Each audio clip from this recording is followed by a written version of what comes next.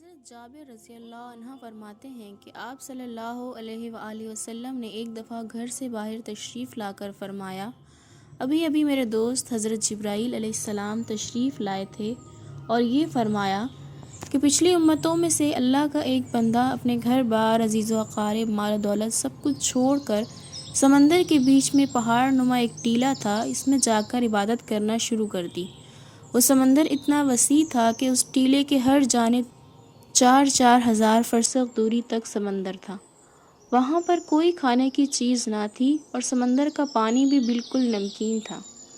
اللہ تعالیٰ نے اپنے فضل سے اس میں ایک انار کا درخت اگا دیا اور انگلی کے برابر میٹھے پانی کا چشمہ جاری کر دیا۔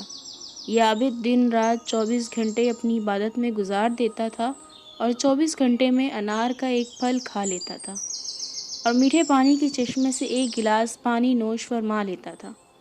اسی حالت میں 500 سال گزر گئے۔ 500 سال کے بعد جب اس عابد کی موت کا وقت آیا تو اس نے اللہ تبارک و تعالیٰ سے یہ دعا مانگی کہ سجدے کی حالت میں اس کی روح پرواز کر جائے اور اس کی ناش کو مٹی وغیرہ ہر چیز پر حرام کر دے اور قیامت تک سجدے کی حالت میں صحیح و سالم رہے۔ اللہ تعالیٰ نے اس کی دعا قبول فرمائی۔ سجدے کی حالت میں اس کی موت ہو گئی اور اللہ تعالیٰ نے وہاں ایسا انتظام کر رکھا ہے کہ قیامت تک وہاں کسی انسان کی رسائی نہیں ہو سکتی۔ قیامت کے دن اللہ تعالیٰ اس عابد کو اپنے دربار میں حاضر کرے گا تو اللہ پاک فرشتوں سے فرمائے گا کہ میرے اس بندے کو میرے فضل سے جنت میں داخل کر دو، تو وہ عابد کہے گا، اے میرے رب، بلکہ میرے عمل کے بدلے میں جنت میں داخل کر دیجئے، کیونکہ میں 500 سال تک ایسی عبادت کی جس میں کسی قسم کی ریاکاری کا شائبہ بھی نہیں تھا۔ اللہ پاک پھر فرمائے گا کہ میری رحمت سے داخل کر دو، تو یہ بندہ کہے گا کہ میرے عمل کے بدلے میں داخل کیجئے، تو اس پر اللہ پاک فرمائے گا کہ اس کے عمل اور میری دی ہوئی نعمتوں کا موازنہ کرو۔ موازنہ کر کے دیکھا جائے گا تو اللہ نے جو اس کو بینائی عطا فرمائی ہے، صرف بینائی کی نعمت اس کی 500 سال کی عبادت کا احاطہ کر لے گی۔ اس کے بعد پورے جسم میں کان کی نعمت، زبان کی نعمت، ہاتھ کی نعمت، ناک کی نعمت، پیر کی نعمت، دل و دماغ کی نعمت، ان سب کا بدل باقی رہ جائے گا۔ پھر ان کے علاوہ جو 500 سال تک اللہ نے میٹھا پانی پلایا ہے اور انار کا پھل کھلایا ہے، ان تمام کا بدل باقی رہ جائے گا، تو اللہ پاک فرمائے گا، اس کی 500 سال کی عبادت تو صرف ایک نعمت کے بدلے میں ختم ہو گئی، ہماری باقی نعمتوں کا بدل کہاں ہے؟ لہٰذا اس کو جہنم میں داخل کر دو۔ تو فرشتے اسے گھسیٹ کر جہنم کی طرف لے جانے لگیں گے تو وہ چلانے لگے گا، اے میرے رب، محض اپنی رحمت سے مجھے جنت میں داخل فرما دیجئے۔ اللہ کی طرف سے کہا جائے گا کہ تجھے تو اپنی 500 سال کی عبادت پر بڑا ناز تھا، اب تیری عبادت کہاں چلی گئی؟ اور خطرناک سمندر کے بیچ میں نے تجھے انار کے پھل کھلائے اور 500 سال تک مسلسل میٹھا پانی پلایا، میری ان نعمتوں کے بدلے میں تم کیا لائے ہو؟ تو وہ کہے گا، اے اللہ، آپ اپنی رحمت سے مجھے جنت میں داخل فرمائیے، آپ کی رحمت کے بغیر میں کچھ بھی نہیں ہو سکتا۔ پھر آخر میں جب حجت تمام ہو جائے گی تو اللہ تعالیٰ فرمائے گا کہ میری رحمت و میرے فضل کے ذریعے اس کو جنت میں داخل کر دو، پھر وہ اللہ کی رحمت ہی کے ذریعے جنت میں داخل ہو سکے گا۔ حدیث کے اس مضمون کو احقر نے حضرت اقدس مولانا قاری طیب صاحب نور اللہ مرقدہ محتمم دارالعلوم دیوبند اور حضرت عارف باللہ مولانا قاری سید صدیق احمد صاحب باندھوی نور اللہ مرقدہ کی کتاب سے پڑھا ہے۔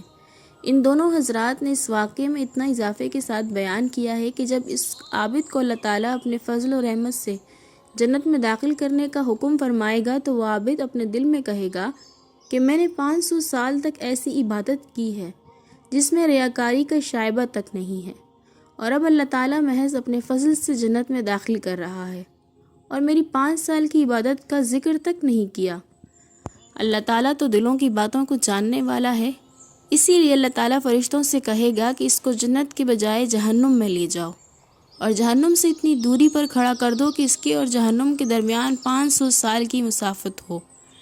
جب اتنی دوری پر کھڑا کر دیا جائے گا تو جہنم کی طرف سے گرم لو چلے گی، جس سے اس عابد کا حلق خوش ہو جائے گا اور پیاس کے عالم میں سخت پریشانی میں مبتلا ہو جائے گا۔ اسی اثنا میں ایک دست غیب نمودار ہوگا جس میں ایک گلاس پانی ہوگا۔ یہ عابد اس کو دیکھ کر چلا چلا کر کہے گا، یہ پانی مجھے دے دیا جائے۔ ایک آواز آئے گی، پانی مل سکتا ہے مگر اس کی قیمت ہے، مفت میں نہیں ملے گا۔ یہ عابد کہے گا، اس کی کیا قیمت ہے؟ تو آواز آئے گی، اس کی قیمت 500 سال کی ایک ایسی عبادت ہے جس میں کسی قسم کی ریاکاری کا شائبہ تک نہ ہو۔ یہ کہے گا، میرے پاس ایسی عبادت موجود ہے، لہٰذا میں 500 سال کی عبادت دے دیتا ہوں، مجھے یہ پانی پلا دیا جائے۔ چنانچہ 500 سال کی عبادت کے بدلے میں یہ پانی خرید کر پی جائے گا۔ اس کے بعد اللہ تعالیٰ کہے گا کہ اس کو پھر اب میرے پاس لے کر آؤ۔ چنانچہ اللہ کے دربار میں حاضر کیا جائے گا۔ اللہ پاک فرمائے گا، تجھے تو اپنے 500 سال کی عبادت پر بڑا ناز تھا، اور 500 سال عبادت کی قیمت ایک گلاس پانی تم نے خود تجویز کی ہے، اور ہم نے جو 500 سال تک تم کو انار کا پھل کھلایا ہے اور میٹھا پانی پلایا ہے، تم اس کے عوض میں کیا لائے ہو؟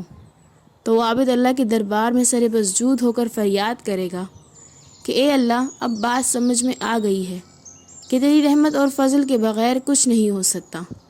چنانچہ اللہ تعالیٰ اپنی رحمت و فضل سے اس کو جنت میں داخل فرما دے گا۔ پیارے بہن بھائیوں، اگر اللہ نے کسی کو نیک عمل کی توفیق عطا فرمائی ہے تو اس کو خوش فہمی میں مبتلا نہیں ہونا چاہیے، اللہ سے ڈرتے رہنا چاہیے۔ یہ جو اللہ نے موقع عنایت فرمایا ہے، یہ بھی اللہ ہی کی طرف سے بہت بڑا انعام اور توفیق ہے۔ اگر اللہ کی طرف سے توفیق نہ ہو تو موقع ہونے کے باوجود انسان عمل نہیں کر سکتا۔ یہاں کسی کو یہ شبہ ہو سکتا ہے کہ جب اللہ کے فضل سے ہی سب کچھ ہوتا ہے تو پھر عمل کی کیا ضرورت ہے؟ اس کا جواب جناب رسول صلی اللہ علیہ وآلہ وسلم نے حدیث پاک میں خود ہی ارشاد فرمایا ہے کہ مسلم شریف میں حضرت ابو ہریرہ رضی اللہ عنہ سے مروی ہے کہ آپ صلی اللہ علیہ وآلہ وسلم نے فرمایا، تم میں سے کسی کا عمل اس کو نجات نہیں دے سکتا۔ تو ایک صحابی نے سوال کیا، یا رسول اللہ، کیا آپ کا عمل بھی آپ کے لیے باعث نجات نہ ہوگا؟ تو آپ صلی اللہ علیہ وآلہ وسلم نے ارشاد فرمایا، میرا عمل بھی مجھ کو نجات نہیں دے سکتا، لیکن اللہ پاک نے اپنے فضل و کرم سے مجھے اپنی رحمت سے ڈھانپ رکھا ہے کہ جو کچھ بھی اللہ تعالیٰ نے میرے ساتھ نجات کا اور تقرب کا معاملہ کیا ہے، وہ سب کا سب اپنے فضل و رحمت کے ذریعے ہی کیا ہے۔ اسی لیے کسی کو اپنے نیک اعمال پر گھمنڈ اور خوش فہمی نہیں ہونی چاہیے، بلکہ جو کچھ بھی نیک عمل ہو رہا ہے وہ بھی بہت کم ہے۔ اللہ سے ڈرتے رہنا چاہیے اور نیک عمل کرتے رہنا چاہیے، اور اللہ کے فضل و رحمت کی امید رکھنی چاہیے۔ یہاں یہ سوال بھی پیدا ہوتا ہے کہ یہ کیسے معلوم ہوگا کہ اللہ کا فضل کس کے ساتھ شامل ہے؟ تو اس کا جواب یہ ہے کہ جو شخص نیک عمل کیے بغیر بے چین رہتا ہے تو اسی میں اس کو سکون ملتا ہے، تو یہ اس بات کی علامت ہے کہ اللہ کا فضل اس کے شامل حال ہے۔ اور جو شخص برائی میں مبتلا رہتا ہے اور برائی میں ہی اس کا جی لگتا ہے اور عمل صالحہ سے فرار اختیار کرتا ہے، نیک عمل کی توفیق نہیں ہوتی، یہ بات اس کی علامت ہے کہ ابھی اللہ کا فضل اس کے ساتھ شامل حال نہیں ہے۔ اسی لیے رسول اللہ صلی اللہ علیہ وآلہ وسلم کی ہدایت کے مطابق نیک عمل میں کبھی بھی پیچھے نہیں رہنا چاہیے، بلکہ نیکی کرتے رہو اور اللہ سے قرب حاصل کرتے رہو۔ آپ صلی اللہ علیہ وآلہ وسلم نے ارشاد فرمایا کہ اللہ تعالیٰ جس بندے کے ساتھ خیر کا ارادہ کرتا ہے تو اس کو موت سے قبل عمل صالح کی توفیق عطا فرماتا ہے۔ جزاک اللہ۔